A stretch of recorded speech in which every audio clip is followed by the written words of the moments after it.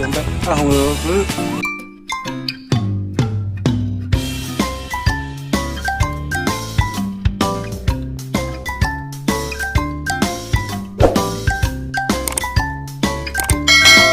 Hello friends, welcome back to the Desviantos Diary. Kembali lagi di segmen Ngobras, ngobrol santai dan seru.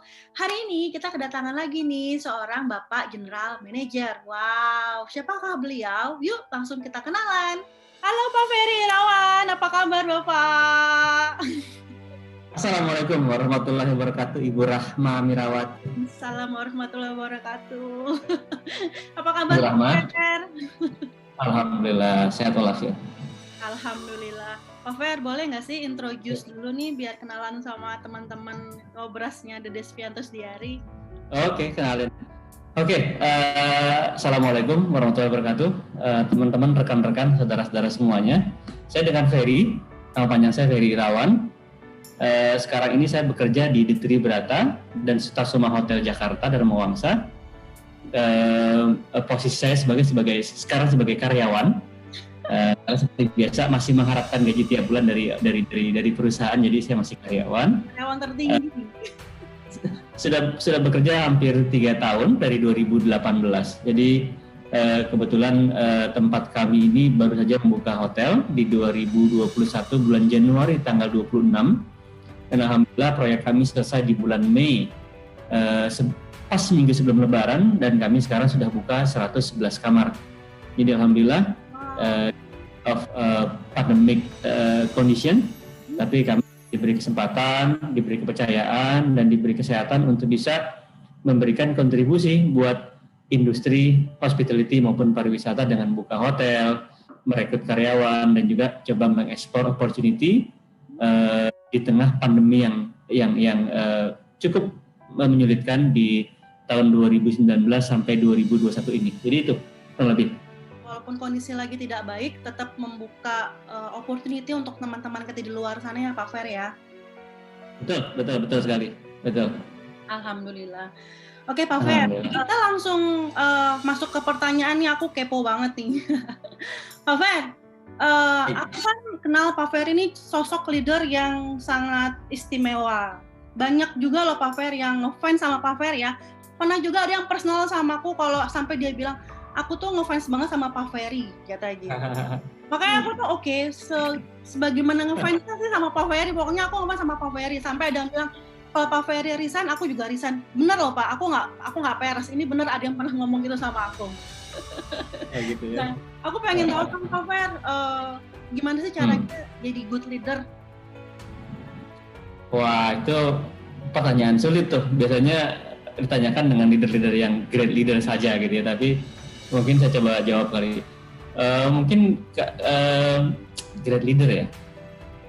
Saya coba menempatkan ini sih, Bu Rahma, bahwa siapapun yang bekerja bareng saya anggap saya harus jalin hubungan yang profesional maupun personal. Karena mereka meluangkan waktu hampir 15 jam, 18 jam bersama-sama kita, mendedikasikan waktunya. Jadi saya selalu berpikir mereka deserve untuk mendapatkan perlakuan paling baik dari kita selama di kantor, dan juga kita punya kewajiban untuk selalu get in touch secara personal pada saat kita tidak berada di kantor. Jadi ini yang kita bangun bersama-sama. Kedua juga saya selalu punya prinsip sebagai leader, saya harus 3 hal yang harus dijaga, yaitu pertama adalah respect, kedua adalah honesty, yang ketiga adalah pasti integrity. Jadi 3 hal ini yang penting buat kita bangun bersama teman-teman supaya setiap saat kita bisa memberikan pelayanan terbaik kepada teman-teman. Dan saya menganggap mereka partner, bukan anak buah ataupun bukan mereka partner kita lah dalam bekerja. Karena suksesnya mereka, suksesnya kita. Gitu. Keren Pak Fer, jarang juga loh leader yang menganggap anak buahnya itu sebagai partner. Biasanya kan ada yang gue ini bos gitu. Oke. Kalau begitu menurut Pak Ferry, definisi perbedaan bos dan leader itu apa Pak Fer? Bos dan leader gitu ya. Mungkin leader dan manager kali ya perbandingannya. Karena biasanya related dengan owner, tapi kalau leader dan manager, mungkin saya berpikir bahwa kebetulan Bu Rahma, background saya ini kan dari mulai cuci piring sampai juga waiter di restoran, sampai jadi saya lama di operations juga. Jadi saya merasa bahwa kalau leader itu bukan cuma memberikan perintah ataupun memberikan arahan, tapi mereka juga memberikan juga dorongan dan juga semangat, dan sesekali juga memberikan contoh kepada rekan-rekan kerja maupun kepada supervisor ataupun subordinat yang lain. Jadi saya kira penting sekali sebagai leader itu kita memberikan contoh terbaik kepada teman-teman kita. Dan juga penting, tidak perlu, mungkin tempat kerja kita sebelumnya sama nih Bu Rahma, bahwa nggak perlu nunggu orang lain untuk mengerjakan pekerjaan yang we own the problem atau situation and then we immediately resolve gas problem. Jadi kita involved di semua operation, itu mungkin yang bedakan kita dengan seorang manajer. Jadi leader need to be there all the time, nomor satu juga, dan kita juga yang paling penting adalah kita harus memberikan rasa care yang lebih dibandingkan orang lain, karena itu fungsi utama kita. Dan nomor tiga adalah penting bahwa seorang leader itu harus tetap memberikan semangat dan mengingatkan, karena yang paling sulit adalah mengingatkan orang lain untuk tetap perform yang terbaik ataupun untuk memperbaiki hal-hal kecil yang harus diperbaiki. Jadi banyak orang lupa mengingatkan itu adalah bagian dari pekerjaan seorang leader. Berahma kurang mungkin saya ada 10-11 lagi, tapi saya pikir kemampuan saya cuma membicarakan 3 saja, Bro. Walaupun 3 itu udah ini loh Pak, udah high expectation banget, maksudnya udah compact. Jadi memang seperti itu ya Pak, yang paling high-nya dibutuhkan sebagai seorang leader. Baik. Thank you so much loh Pak Ferry.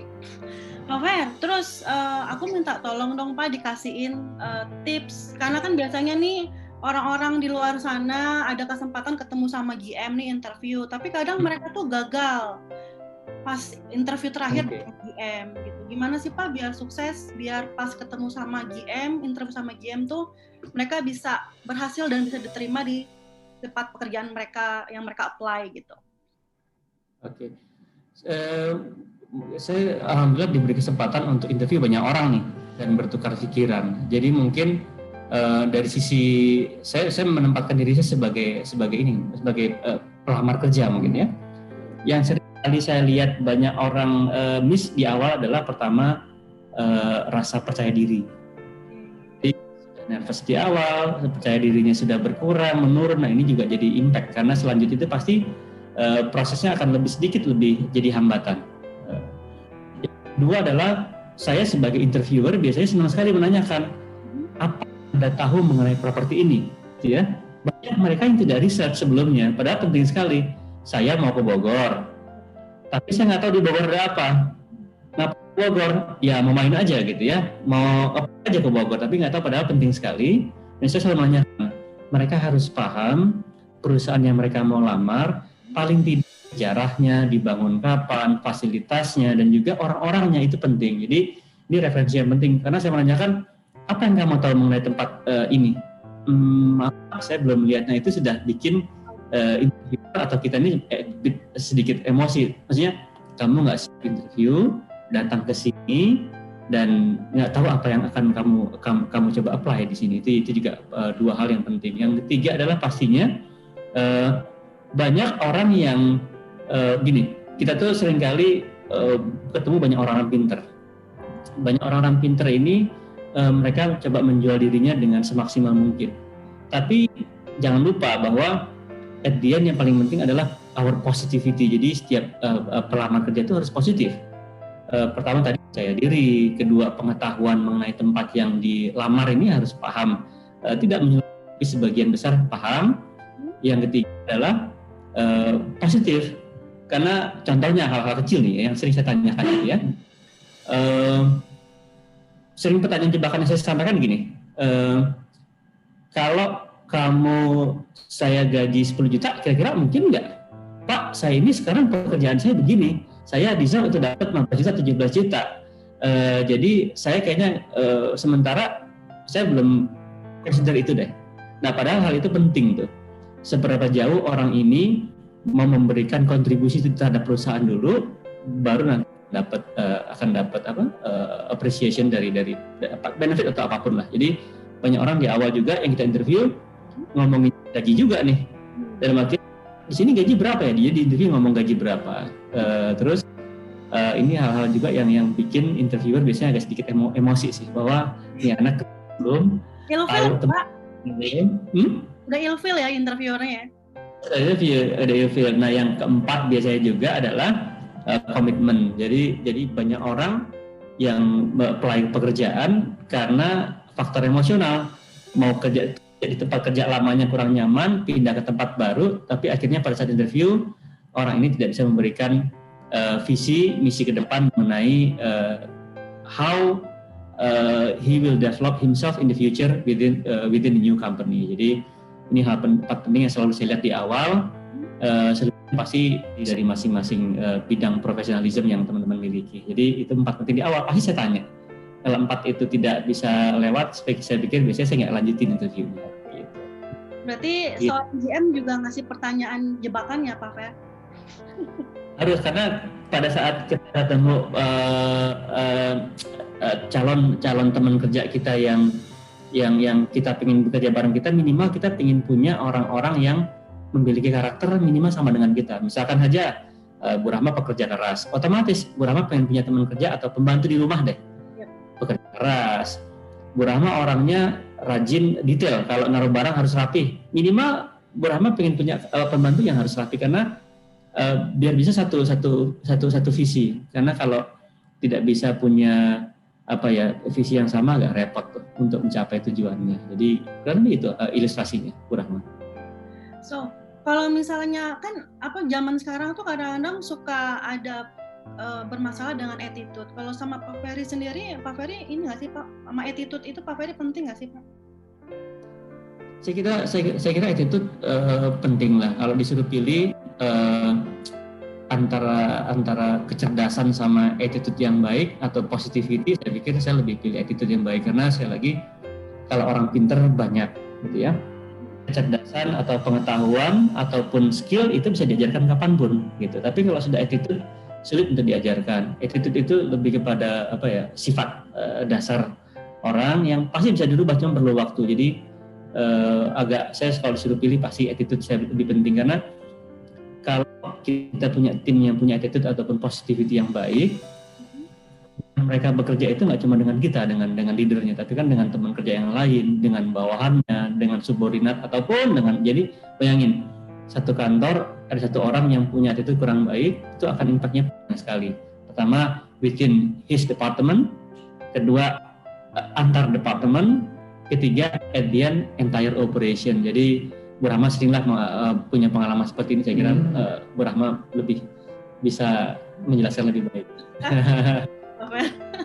Ini banyak banget nih ya bocoran dari Pak GM-nya langsung. Jadi kalau misalnya ada teman-teman yang mau nge-apply ke sana harus lihat YouTube ini ya Pak. Jadi langsung lolos. Betul sekali, karena itu betul penting. Saya kira nggak cuma di tempat saya juga, tempat lain pun saya kira setiap leader ingin punya kriteria yang sama, hampir sama, karena kita bekerja di hospitality. Orang-orang yang kita hire juga minimal sama karakternya, dan very simple, karena kalau sudah masuk ke dunia hospitality kita harus suka melayani orang. Kalau nggak suka melayani orang, forget it, we are in the wrong business. Jadi itu.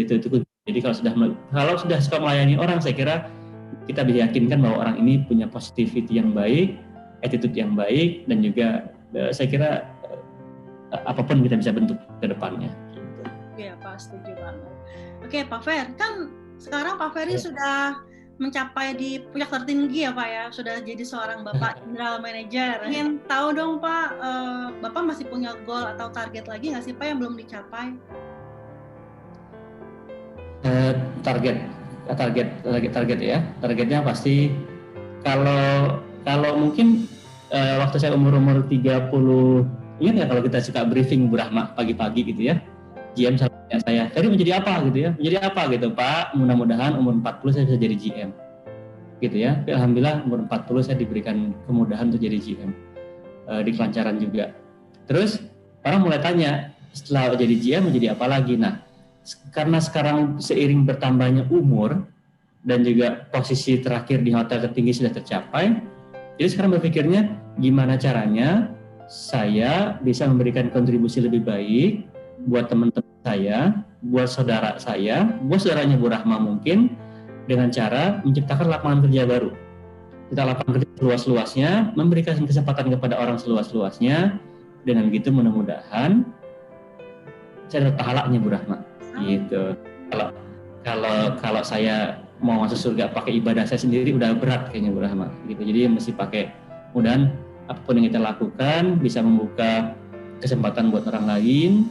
Kita didoain sama orang lain, insya Allah doa jadi barokah, barokah jadi pahala, pahala jadi kita umur panjang, dan insya Allah nanti yang selamat anak-anak kita dan keluarga kita dan teman-teman juga. Jadi tujuan sekarang adalah cari buka usaha, peluang usaha sebesar-besarnya, undang orang untuk bisa bekerja bersama-sama kita, membuka lapangan kerja, insya Allah membantu rezeki mereka lewat kita, dan juga orang tersebut bisa menghidupi anak, ibu, adik. Ya, gitu, Pak. Niatnya sungguh mulia, Pak. Mudah-mudahan ya. Last but not least nih Pak, sebelum kita closing, boleh nggak sih Pak di-share atau dikasih wejangan, kasih closing statement untuk teman-teman Ngobras, teman-teman YouTube-nya Aku di Sini, kira-kira wejangan atau closing statement dari Pak Ferry ini boleh di-share Pak?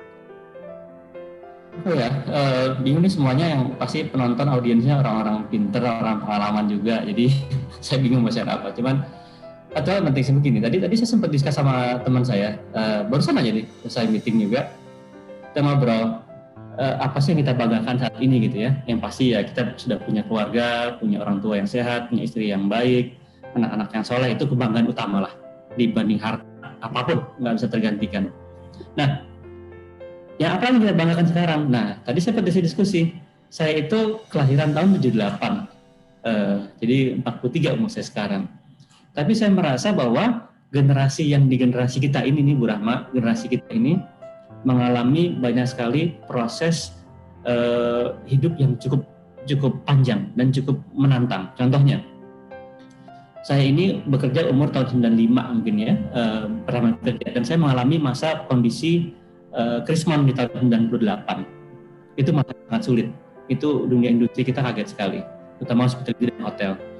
Hotel ini kita baru menikmati boomingnya itu di momen-momen tahun-tahun 98 sampai ya 90-an sampai tahun 2000 ya, 2018 itu booming sekali industri hotel. Kita juga kita ada krispon di tahun 2005 kalau nggak salah, tapi kita bisa melewati. Kita hidup di masa di mana Ritz-Carlton, Marriott tiba-tiba membeli Ritz-Carlton. Kita hidup masa grupnya Accor membeli Hotel Raffles dan lain-lain. Jadi ini masa-masa emasan di zaman kita sebetulnya. Tapi ada same time kita juga melewati masa-masa yang paling sulit dalam sejarah industri pariwisata perhotelan. Mungkin 100 tahun lalu hotel belum begitu besar bisnis seperti sekarang. Cuman saya kira cobaan paling berat adalah tahun ini 2019 sampai 2021, di mana pandemi Covid ini membuat dunia industri kita ini benar-benar rontok. Pariwisata terutama hospitality yang berhubungan, mau perjalanan, mau penginapan, mau rumah makan, jadi semuanya kan berurutan ya siklusnya begitulah, dari mulai kalau orang jalan tuh pasti semua butuh. Jadi nah itu yang saya banggakan juga sih Bu Rahma, sama teman saya ngobrol tadi, bahwa kita harus bangga bahwa kita ini generasi yang benar-benar tough, generasi yang benar-benar juga menikmati masa keemasan industri hotel, tapi di sisi lain juga kita mendapatkan cobaan yang begitu berat di industri hotel. Jadi saya kira orang-orang yang hidup di zaman kita nih sekarang mengalami hal ini, mudah-mudahan insya Allah akan bisa berjuang lebih kuat lagi ke depan dan bisa berharga dari apa yang kita alami sekarang. Dituntut selalu kreatif, nomor satu, nomor dua juga untuk stay positif dan tetap confidence bahwa badai pasti berlalu. Jadi encourage teman-teman saya bahwa nggak usah khawatir. Allah kasih kita, umur saya 43, Allah kasih saya kemudahan udah dari umur saya lahir sampai 40 tahun. Dikasih cobaan cuma 2 tahun, 2019 sama 2020. Satu, ya nggak sampai 3 tahun, masa mau menyerah. Jadi nggak pas juga buat kita mengeluhkan kondisi kita sekarang. Jadi kita tetap berjuang, tetap semangat. Good thing will happen. Dan saya kira teman-teman akan punya kesempatan yang lebih baik untuk bisa membesarkan industri ini ke arah yang lebih lagi dan lebih maju lagi. Jadi stay positif. Mudah-mudahan segera berlalu. stay positif ya Pak, intinya stay positif biar kita juga harus tetap smile ya Pak, bagaimanapun kondisinya. Betul. Mau di-share nggak Pak Fer IG-nya Tribrata sama Sutasoma? Biar teman-teman nanti tahu di-add kalau ada promosi-promosi apa gitu nanti. Oh, good idea. Boleh banget berarti. Baik, jadi kalau The Tribrata itu kalau kalau gedung Tribrata. Jadi The Tribrata untuk Instagramnya silahkan di follow. Nanti teman-teman kasih feedback juga mengenai apa yang sudah kita lakukan di sosial media kita. Berikutnya adalah kita ada Sutasoma Hotel. Terus itu yang major bisnis kita. Lain-lainnya nanti saya akan share ke Bu Rahma deh. Kita punya produk Tribrata Catering Service. Jadi alhamdulillah 2019 kita bangun bisnis catering. Kita buka kopi juga. Kita juga buka industri retail nasi bungkus dan lain-lain karena menyiasati pandemi we have to be very kreatif. Jadi mungkin saya share ke Bu Rahma. Biar saya bisa share sama teman-teman juga biar mungkin jadi satu inspirasi atau menjadi satu catatan bahwa we need to survive, stay positive, dan good thing will happen. Sure, thank you so much Pak Ferry. Pak Fer, terakhir dong Pak Fer, boleh nggak sih bantu aku nih untuk biar promosiin atau nonton YouTube channelnya Despianto Setiari? Oke. Buat teman-teman semua, saya kira Bu Rahma ini rekan kerja saya yang sangat saya hormati, saya sayangi, sampai sekarang saya masih kangen sekali dengan segala macam bentuk pelayanan Bu Rahma selama saya bekerja bareng beliau. Jadi saya kira apa yang saya beberapa kali nonton YouTube-nya sangat menginspirasi dari mulai tempat wisata, dari mulai industri hotel. Saya kira kedepannya akan lebih banyak lagi konten-konten yang menarik, berkualitas, mendidik, dan juga inspiring, itu penting. Jadi mudah-mudahan teman-teman bisa mengambil hal-hal yang positif, di subscribe dan juga dipencet tombol loncengnya. Tombol lonceng jadi kalau nanti ada video-video baru teman-teman di notify, klik loncengnya, di subscribe, dan pastinya saya yakin kedepannya Bu Rahma dan tim akan memberikan konten-konten yang lebih spesial dan lebih beneficial buat teman-teman. Gitu. Terima kasih. Kapan lagi minta dibantuin dipromosin sama Bapak GM kan? Aduh, karyawan Bu Rahma.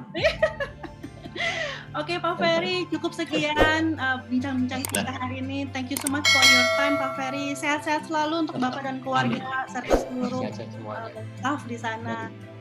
Thank you Pak Ferry. Assalamualaikum warahmatullahi wabarakatuh. Sampai ketemu lagi. Bye-bye.